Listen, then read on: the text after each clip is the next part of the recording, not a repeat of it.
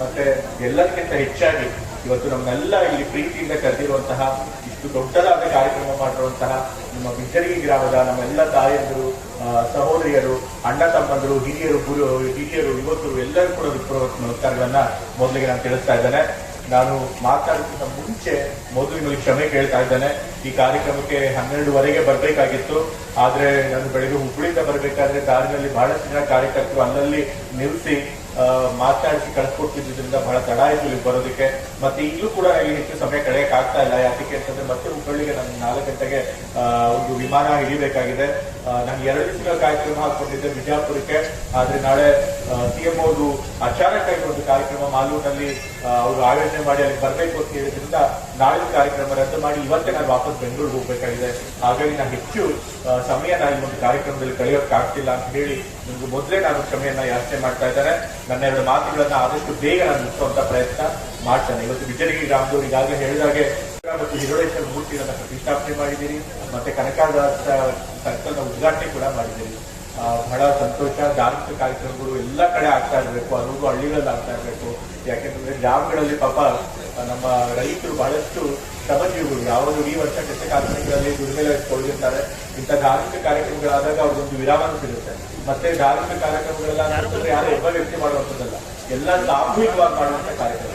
ಸಾಮೂಹಿಕ ಈ ಗ್ರಾಮ ಸಣ್ಣ ಪುಟ್ಟ ವ್ಯತ್ಯಾಸಗಳು, ವೈಮನಸ್ಸುಗಳು, ಭಿನ್ನಾಭಿಪ್ರಾಯಗಳು ಇದ್ರೂ ಕೂಡ ಇಂಥ ಸಮಯದಲ್ಲಿ ಅವೆಲ್ಲ ಹೊರಟೋಗುತ್ತೆ. ಮತ್ತೆ ಹೆಚ್ಚಾಗಿ ಧರ್ಮ ಅನ್ನೋದು ನಮ್ಗೊಂದು ಜೀವನದಲ್ಲಿ ಭರವಸೆ ಸಿಗುತ್ತೆ. ಯಾಕೆಂತಂದ್ರೆ ನಾವೆಲ್ಲರೂ ಕೂಡ ಎಲ್ಲ ವಸ್ತು ಒಂದೇ ತರ ಇರೋದಿಲ್ಲ. ಎಲ್ಲರೂ ಕೂಡ ಕಷ್ಟದ ಧೈರ್ಯವಾಗಿ ಇರಲ್ಲ. ಎಲ್ಲ ಜೀವನದಲ್ಲೂ ಮೇಲು ಮತ್ತೆ ಕೆಳಗಡೆ ಅನ್ನೋದು ಇದ್ದೇ ಇರುತ್ತೆ, ಏಳು ಬೀಳು ಅನ್ನೋದು ಇದ್ದೇ ಇರುತ್ತೆ, ಕಷ್ಟ ಸುಖ ಅನ್ನೋದು ಇದ್ದೇ ಇರುತ್ತೆ. ಆದ್ರೆ ಇಂಥ ಕಷ್ಟಗಳನ್ನು ಎದುರಿಸಬೇಕು ಅಂತಂದ್ರೆ ಇಂಥ ಧಾರ್ಮಿಕ ಕಾರ್ಯಕ್ರಮದ ಮೂಲಕ ನಾವು ದೇವರನ್ನ ಉಳಿಸ್ಕೊಂಡಿದ್ದೀವಿ. ದೇವರು ನಮ್ಮ ಪರವಾಗಿದ್ದಾನೆ, ದೇವರು ನಮ್ಮ ಧೈರ್ಯ ಇದ್ದರೆ ನಾವು ಕಷ್ಟಗಳನ್ನು ಎದುರಿಸಕ್ಕೆ ಸಾಧ್ಯ ಆಗುತ್ತೆ. ಹಾಗಾಗಿ ಧಾರ್ಮಿಕ ಕಾರ್ಯಕ್ರಮಗಳು ಎಲ್ಲ ಜೀವನದಲ್ಲಿ ಮುಖ್ಯ. ಅದನ್ನ ಒಂದು ಒಳ್ಳೆ ಕಾರ್ಯಕ್ರಮ ಮಾಡಿದೆ. ಮತ್ತೆ ಅದ್ರ ಜೊತೆಗೆ ಕನಕದಾಸರ ಒಂದು ಪ್ರತಿಮೆಯನ್ನು ಕೂಡ ಸ್ಥಾಪಿಸಿ ಸರ್ಕಲ್ ನಲ್ಲಿ ಅದನ್ನು ಕೂಡ ಉದ್ಘಾಟನೆ ಮಾಡಿದಿರಿ. ಬಹಳ ಅತ್ಯಂತ ಸಂತೋಷವಾದಂತಹ ವಿಚಾರ. ನಿಮ್ಗೆಲ್ಲರಿಗೂ ಗೊತ್ತಿರುವಂತೆ ನಮ್ಮ ಹೆಮ್ಮೆಯ ಒಬ್ಬರು ಮಹನೀಯರು ಅಂತಂದ್ರೆ ಕನಕದಾಸರು ಭಕ್ತಶೇಷರು, ಸಂತಶೇಷರು, ಸಾಹಿತಿಗಳು, ಸಂಗೀತಕಾರರು, ದಾರ್ಶನಿಕರು.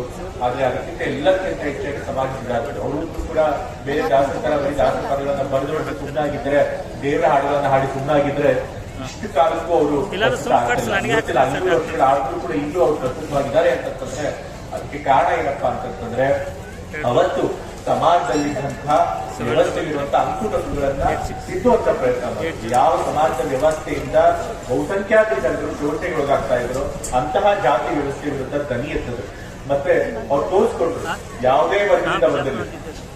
ಕನಕದಾಸರು ಹಿಂದುಳಿದ ವರ್ಗದ ಪೂರ್ವ ಜಾತಿಯಿಂದ ಬಂದಂತವ್ರು. ಹಿಂದುಳಿದ ವರ್ಗದಿಂದ ಬಂದದ್ದು ಕೂಡ ನಮ್ಮ ಪ್ರತಿಭೆಯಿಂದ, ನಮ್ಮ ಪರಿಶ್ರಮದಿಂದ, ನಮ್ಮ ಜ್ಞಾನದಿಂದ ನಾವು ಕೂಡ ಸಾಧನೆ ಮಾಡಕ್ಕಾಗುತ್ತೆ. ಇಡೀ ಸಮಾಜ ನಮ್ಮನ್ನ ಗೌರವಿಸುವಂಗೆ, ಕೂಡಿಸುವಂಗೆ, ಶತಮಾನಗಳು ಕಳೆದ್ರು ಕೂಡ ಗೌರವಿಸುವ ರೀತಿ ನಾವು ಬೆಳೆಯಲಿಕ್ಕೆ ಸಾಧ್ಯ ಅನ್ನೋದನ್ನ ತೋರಿಸ್ಕೊಟ್ರು. ಎಲ್ಲರಿಗೂ ಕೂಡ ಆತ್ಮವಿಶ್ವಾಸ ಬೆಳೆಸ್ಕೊಟ್ರು. ಹಾಗಾಗಿ ಅಂತ ಒಂದು ಮಹನೀಯರ ಒಂದು ಪ್ರತಿಮೆಯನ್ನು ಸ್ಥಾಪಿಸಿ ಅದನ್ನು ಉದ್ಘಾಟನೆ ಮಾಡಿದ್ದೀವಿ. ಬಹಳ ಸಂತೋಷವಾದ ವಿಚಾರ. ಅವರ ವಿಚಾರಗಳು, ಅವರ ತತ್ವ ಆದರ್ಶಗಳು ಆ ಪ್ರತಿಮೆ ಮೂಲಕ ಮುಂದಿನ ಪೀಳಿಗೆಗೂ ಕೂಡ ಸಾಗುವಂತ ಕೆಲಸ ನೀವು ಮಾಡಿದ್ದೀರಿ. ಅದಕ್ಕೆ ನಾನು ನಿಮ್ಮ ಬಿಜ್ಜರಗಿ ಗ್ರಾಮದ ಸಮಸ್ತ ನಾಗರಿಕರಿಗೆ ಎಲ್ಲರಿಗೂ ಕೂಡ ನಾನು ಅಭಿನಂದನೆಗಳನ್ನ ಮತ್ತೆ ಕೃತಜ್ಞತೆಗಳನ್ನ ತಿಳಿಸೋದಕ್ಕೆ ಇಷ್ಟಪಡ್ತೇನೆ. ಮತ್ತೆ ಬಿಜ್ಜರಗಿ ಗ್ರಾಮಗಳ ಹೆಸರನ್ನ ಮರೆಯೋದಕ್ಕೆ ಸಾಧ್ಯವೇ ಇಲ್ಲ. ಯಾಕೆಂದ್ರೆ ಬಿಜ್ಜರಗಿ ಗ್ರಾಮದಲ್ಲೇ ಸಿದ್ದೇಶ್ವರ ಸ್ವಾಮಿಗಳು ಹುಟ್ಟಿರುವಂತದ್ದು.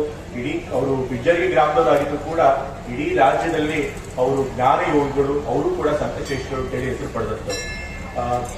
ಸಿದ್ದೇಶ್ವರ ಸ್ವಾಮಿಗಳು ಮತ್ತೆ ನಮ್ಮ ಮೈಸೂರು ಬಹಳಷ್ಟು ನಂಟಿದೆ. ಯಾಕೆ ಅಂತಂದ್ರೆ ನಮ್ಮ ವರ್ಣಾ ಕ್ಷೇತ್ರದಲ್ಲೇ ಸುತ್ತೂರು ಕ್ಷೇತ್ರ ಮಠ ಇರೋದು. ಆ ಸುತ್ತೂರು ಕ್ಷೇತ್ರದ ಮಠ ಸ್ವಾಮಿಗಳಾದಂತಹ ಶಿವರಾತ್ರ ದೇಶಿಕೇಂದ್ರ ಸ್ವಾಮಿಗಳ ಜೊತೆ ಅವ್ರಿಗೆ ಬಹಳ ಅನ್ಯೋನ್ಯವಾದ ಸಂಬಂಧ, ಅನ್ಯೋನ್ಯವಾದಂತಹ ಒಡನಾಟ. ಹಾಗಾಗಿ ಕಾರ್ಯಕ್ರಮಗಳು ಮೈಸೂರಿಗೆ ಬರ್ತಾನೆ ಇದ್ರು. ಸುತ್ತೂರು ಸ್ವಾಮಿಗಳನ್ನ ಕರೀತಾ ಇದ್ರು, ಸಿದ್ದೇಶ್ವರ ಸ್ವಾಮಿಗಳು ಕಾರ್ಯಕ್ರಮಕ್ಕೆ ಬರ್ತಾ ಇದ್ರು ಮೈಸೂರಿಗೆ. ಹಾಗಾಗಿ ಮೈಸೂರು ನಡೆಯುವ ಕಾರ್ಯಕ್ರಮಗಳಲ್ಲಿ ಅವರಿದ್ದಾಗ ನಾನು ಕೂಡ 1-2 ಕಾರ್ಯಕ್ರಮಗಳನ್ನ ಅವ್ರ ಜೊತೆ ಭಾಗವಹಿಸಲಿಕ್ಕೆ ಅವಕಾಶ ಸಿಕ್ಕಿದೆ.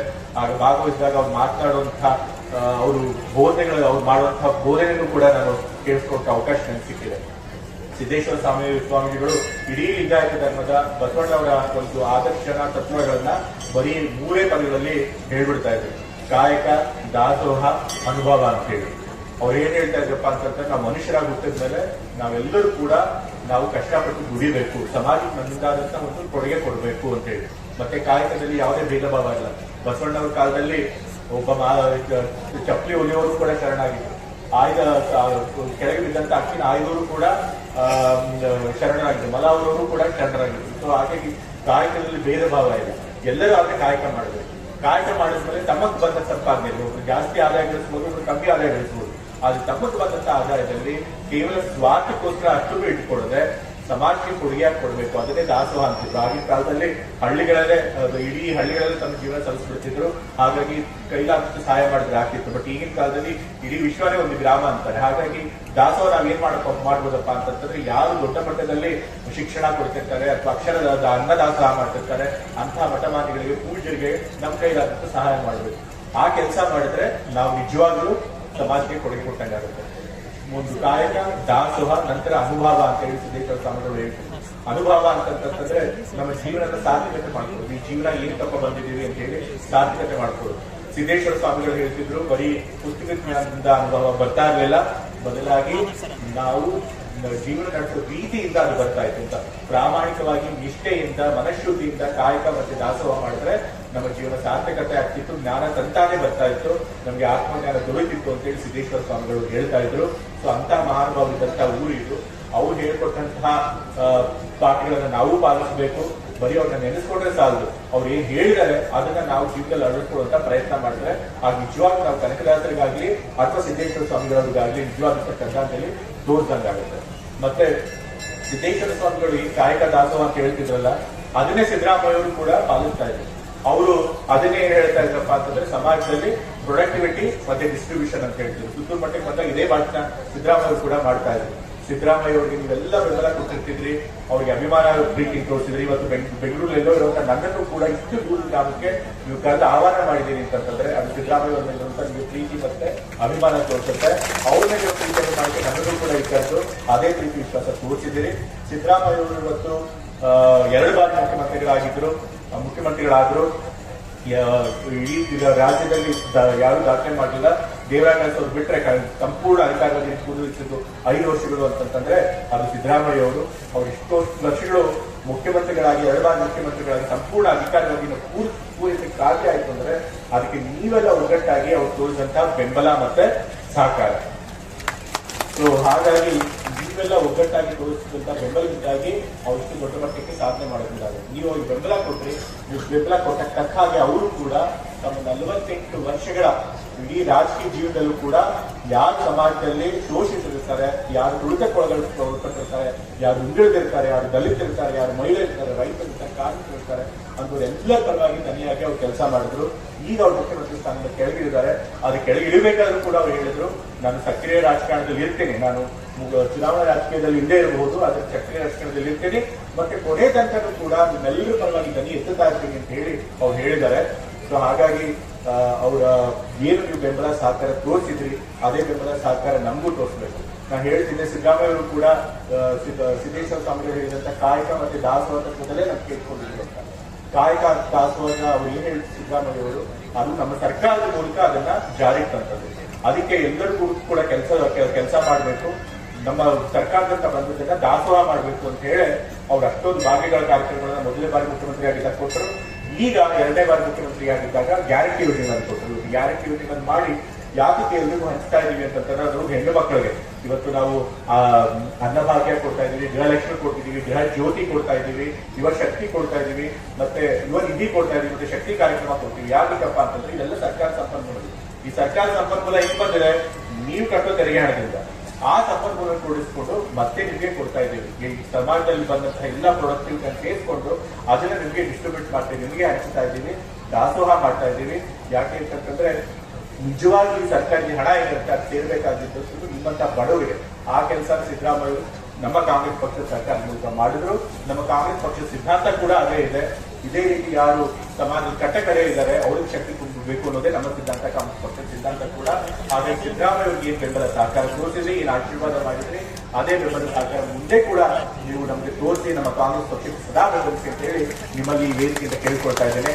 ಮತ್ತೆ ಇವತ್ತು ಈ ಒಂದು ಕಾರ್ಯಕ್ರಮಕ್ಕೆ ಬರಲೇಬೇಕು ಅಂತ ಹೇಳಿ ಬಿಜ್ಜರಿ ಗ್ರಾಮದವ್ರ ಜೊತೆಗೆ ನನಗೆ ಒತ್ತಾಯ ಮಾಡಿದ್ದು ಅಂತಂದ್ರೆ ನಮ್ಮೆಲ್ಲ ಜನಪ್ರಿಯ ಶಾಸಕರು, ನಮ್ಮ ಕಾಂಗ್ರೆಸ್ ಪಕ್ಷದ ಹಿರಿಯ ಮುಖಂಡರು ಆದಂತಹ ಎಂ ಬಿ ಪಾಟೀಲ್ ಅವರು ಬಗ್ಗೆ ನಾನು ಹೇಳಬೇಕಲ್ಲ, ನಿಮಗೆ ಚೆನ್ನಾಗಿ ಗೊತ್ತು, ಎಷ್ಟು ಒಳ್ಳೆ ಕೆಲಸ ಮಾಡಿದ್ದಾರೆ ಅಂತ.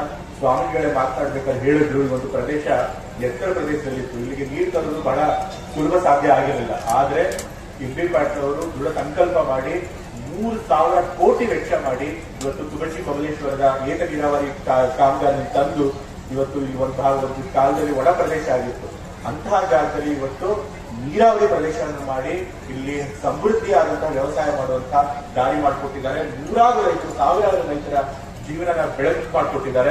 ಹಾಗಾಗಿ ಅವ್ರನ್ನ ಎಲ್ಲರೂ ಕೂಡ ಏನಂತ ಕರೀತಾರೆ ಅಂದ್ರೆ ಅಭಿನವ ಭಗೀರಥ ಈ ಭಾಗಕ್ಕೆ ಅಂತ ಹೇಳಿ ಕರೀತಾರೆ. ಸೊ ಹಾಗಾಗಿ ಅಂತ ಒಳ್ಳೆ ಶಾಸಕರು ಸಿಕ್ಕಿದ್ದಾರೆ.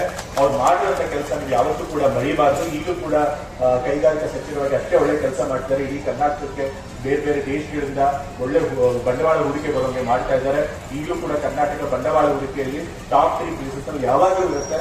ಅದಕ್ಕೆ ಎಂ ಬಿ ಪಾಟೀಲ್ ನಾಯಕಗಳ ಕಾರಣ. ಸೊ ಅದು ಇಷ್ಟೊಂದು ಒಳ್ಳೆ ಕೆಲಸ ಮಾಡ್ತಿರುವಂತಹ ಎಂ ಬಿ ಪಾಟೀಲ್ ಅವರಿಗೆ ನೀವು ಯಾವತ್ತೂ ನಿಮ್ಮ ಆಶೀರ್ವಾದ ಮಾಡಬೇಕು. ಇಂಥ ಒಳ್ಳೆ ಶಾಸನ ಯಾವತ್ತೂ ಕೂಡ ಕಳ್ಕೊಳ್ಬೇಡಿ. ಮುಂದೆ ಕೂಡ ನಿಮ್ಮ ಬೆಂಬಲ ಇದ್ರೆ ಇದೇ ರೀತಿ ಅವ್ರು ಒಳ್ಳೆ ಕೆಲಸ ಮಾಡ್ತಿರ್ತಾರೆ. ಇಡೀ ರಾಜ್ಯಕ್ಕೆ ಒಳ್ಳೇದು ಮಾಡುವಂತ ಕೆಲಸ ಮಾಡ್ತಾರೆ.